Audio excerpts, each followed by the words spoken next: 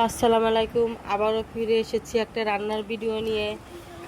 আজকে আমি 1 কেজি চাল নিয়েছি। চালটা আমি ভিজিয়ে রেখে দিচ্ছি আরও আধা ঘন্টা আগে। চালটা ভিজলে রাইসটা ভালো হয়।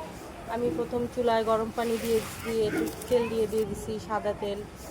তারপরে গরম মশলা, এলাচ, আমি এগুলি সবই ভর্তি করে দিয়ে দিচ্ছি। সাই জিরা দিচ্ছি। সাই জিরা দিয়ে আমি রাইসটা সিদ্ধ করে নেব। কাঁচামরিচ দিয়ে দিছি, দিয়ে একটু লবণ দিয়ে আমি রাইসটা সিদ্ধ করে নেব। আদা সিদ্ধ হয়ে আমি নামাই নেব।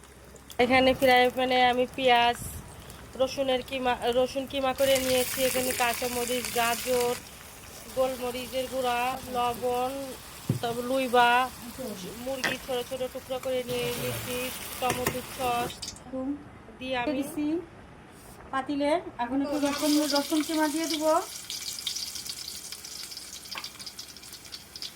রসুন বাটাও দিয়ে দিব,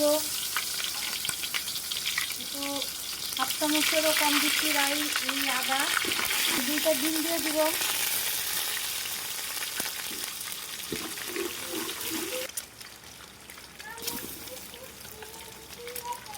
দিয়ে দিলাম, ভালো করে ভেজে নিব ডিমটা।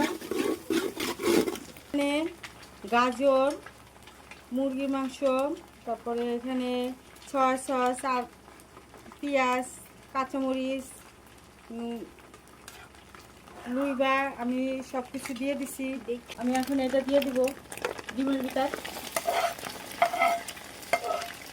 আমি এটা ভালো করে ভেজে নিচ্ছি। আমি এটা মাংসটা ভাজে নিব। এখানে আরেকটা ডিম দিয়ে দিচ্ছি, 3টা ডিম দিচ্ছি। রাইস বেশি হয়ে গেছে, এটা আমি করে নিছি, সিদ্ধ করে নিছি, নিয়ে আমি ফ্রিজে রেখে দিছি আধা ঘন্টার জন্য। আমার হাতে সময় নাই বিদায় 1 ঘন্টা রাখলে ভালো হয়। আমি এখন এটা দিয়ে দিব। আপনাদের সময় থাকলে আপনারা দিয়ে দিবেন, সময় থাকলে আপনারা আর একটু বেশি সময় রাখেন। আমার হাতে সময় নাই বিদায় আমি অল্প সময়ের ভিতরে। আমি এখানে চিনি দিয়ে দিলাম 2 চামচের মতো, সয়া সস দিয়ে দিব,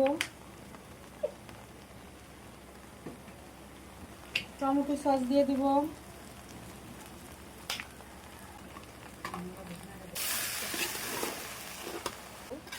এটা যত নাড়াবেন তত ভালো হবে। বেশি নাড়াইলে চালটা ভেঙে যাব।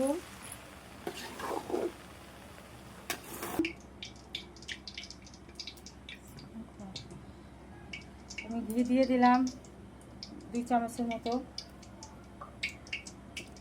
দিয়ে আমি আরেকটা নাড়া দিয়ে দেবো।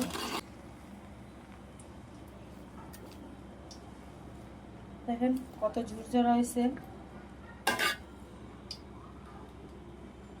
আমি এখানে পেঁয়াজের পেস্টটা দিয়ে দিব। হয়ে গেল আমাদের চিকেন রাইস।